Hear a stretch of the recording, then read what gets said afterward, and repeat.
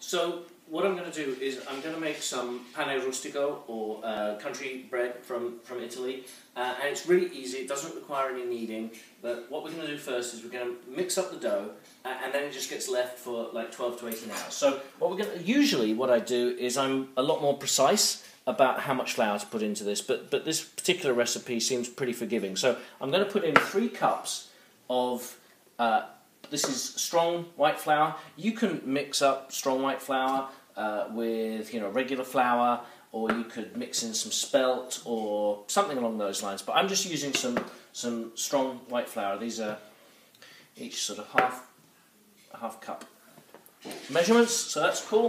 And then all that we're putting in, because this is going to rise over 12 to 18 hours, we're just going to put in 1/4 of a teaspoon of yeast. And so that's just regular sort of easy bake yeast that we're using there. And we're going to, in addition, put in 1 teaspoon of salt.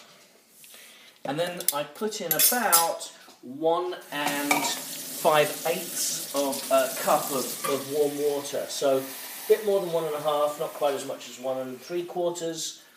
So I'm going to just mix up the salt and the yeast and the flour in there first. And we're going to then just put in the flour all in one go. I'm not fussed, and then just sort of mix it all up so that all of the water is at least being relatively subsumed by the dry ingredients. And it really, it's really pretty simple. We're just getting all of that water into the mixture, and once it's all mixed up and nice, and you've got the flour off the side of your bowl, then the important thing is, let's just get that dough off of there. The important thing then is just to give it a firm seal. So I'm just going to cover it with cling film, saran wrap, whatever your name for this clingy plastic stuff is. And so now that's nicely sealed, I'm just going to put it on the side, and we're going to leave it for 12 to 18 hours.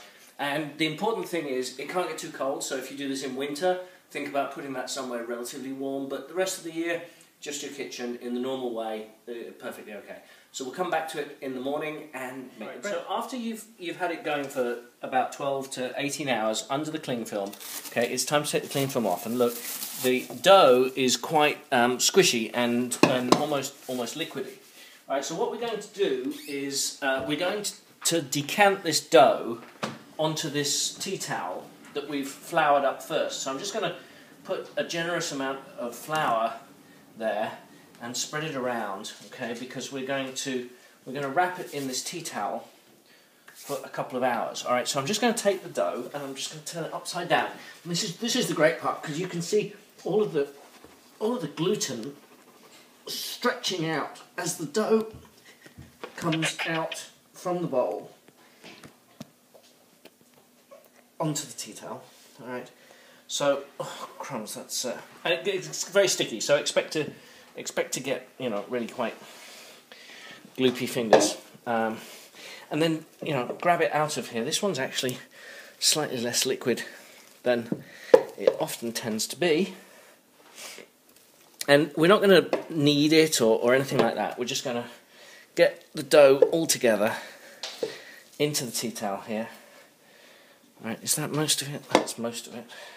I think that's about it. Usually that's slightly more interesting with the gluten. So all we're going to do now is just roll the dough over and just sort of get it completely floured on all sides, so that when we take it out of here, it's not going to be too difficult. All right. So then let's just wrap it up with the flour all over and put it on one side now for a couple of hours. Okay. So what we're going to do is this has been sitting here for about 2 hours. We're going to turn the oven on, fan assisted, at about 230 Celsius or so. I don't know what that is in Fahrenheit. I can figure it out. Whilst I turn that on to preheat, I'm going to use this.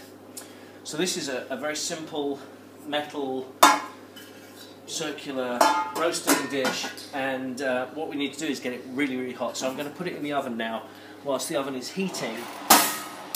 I'm not going to do anything with the bread until the oven's at the right temperature. So we'll come back in about 20 minutes. So the oven is at about the right temperature, and the enamel pot is, whoa, pretty hot.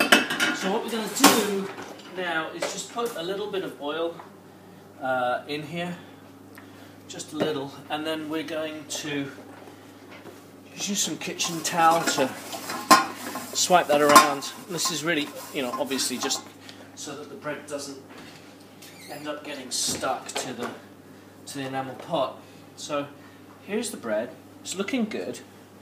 And so what we're going to do is trying to avoid putting too much flour on the surfaces and all the rest of it, is get that bread into the pot. And you see it's kind of stuck to the towel a little, which is a bit annoying. There we go. So we'll just put that there.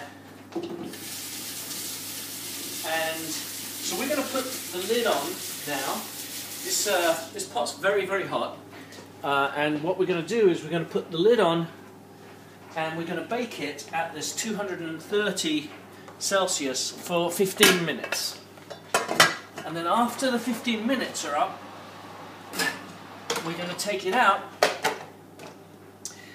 take the lid off, and then we're going to bake it for another 20 minutes or so until it's golden brown over the top and finished. So we'll just leave it in there now, and we'll come back in 15 minutes. Okay, so the 15 minutes are up. So let's just have a look at what we've got going on here.